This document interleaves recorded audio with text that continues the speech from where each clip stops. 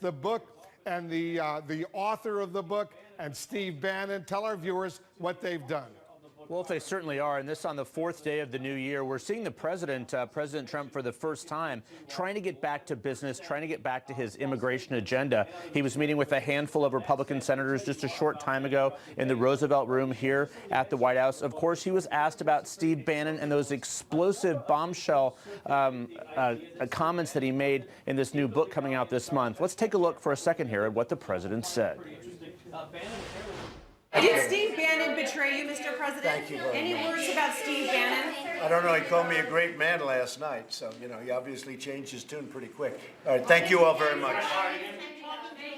Thank you. I don't talk to him. I don't talk to him. That's just a misnomer. Thank you.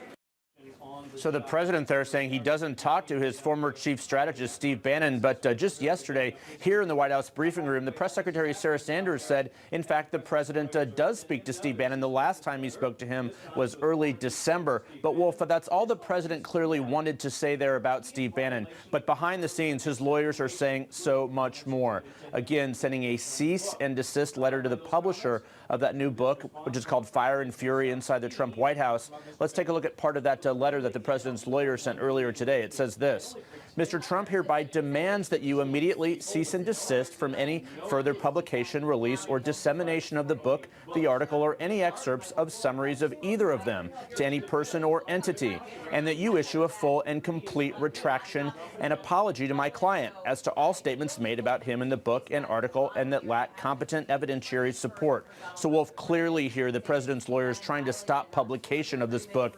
Most legal experts we have talked to said that's not likely, but they're also saying that Steve Bannon violated a confidentiality agreement that he signed during the campaign. Now, that's a bit of a mixed message there. The White House is trying to discredit the book, saying the revelations aren't true. At the same time, though, the White House is saying that Steve Bannon violated a confidentiality agreement. Well, if it certainly seems that this will continue to consume this administration, even as it tries to get its footing back in 2018.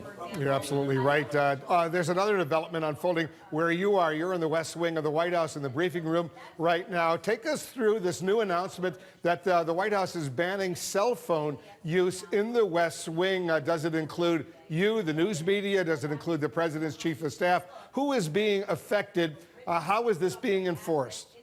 Well, this is something that just was announced earlier this morning, and the details of this are still to be worked out. But it is all being done, we are told, to try and crack down on leakers, to try and bring some discipline and order over this West Wing. The White House Chief of Staff, John Kelly, first suggested this last year. It was never implemented, but we are told it is going to be implemented beginning next week, that all advisors, all staffers here in the West Wing cannot have their personal cell phones. They can only use government-issued cell phones. We do not believe the ban would apply to reporters or other visitors to the West Wing, like those Republican senators who were here in the West Wing earlier today. But of course, it's an open question how this would be enforced. Behind the scenes, many West Wing staffers are not reacting very favorably to this. So they say, look, they work long hours, sometimes 12, 14 hours a day or longer.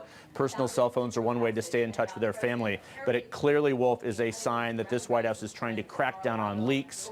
Many of those leaks, of course, fill that new explosive book by Michael Wolff. So it's not really being done as a result of national security concerns. If you go to the CIA, for example, or you go into the White House Situation Room, you can't have a cell phone. But this is being done because they're afraid that cell phones, they can record, take pictures, video. They're afraid of leaks. Is that what I'm hearing? Well, if that is our understanding of this, of course, that is normal practice. If you go into a secure facility, even spots here at the White House, you would have to set your cell phone aside. That happens in buildings across Washington. But this takes it a step further. Even if staffers were working in just normal offices, under this new policy, apparently they will not be able to have their personal cell phones with them. So the idea here, again, to instill some discipline here, it's coming at the same time as this new book is coming out. The White House has not said there's a connection, Wolf, but it certainly seems like there may be. All right, Jeff Zeleny at the White House, thanks very much. We'll stand by for that briefing. That's coming up later this hour.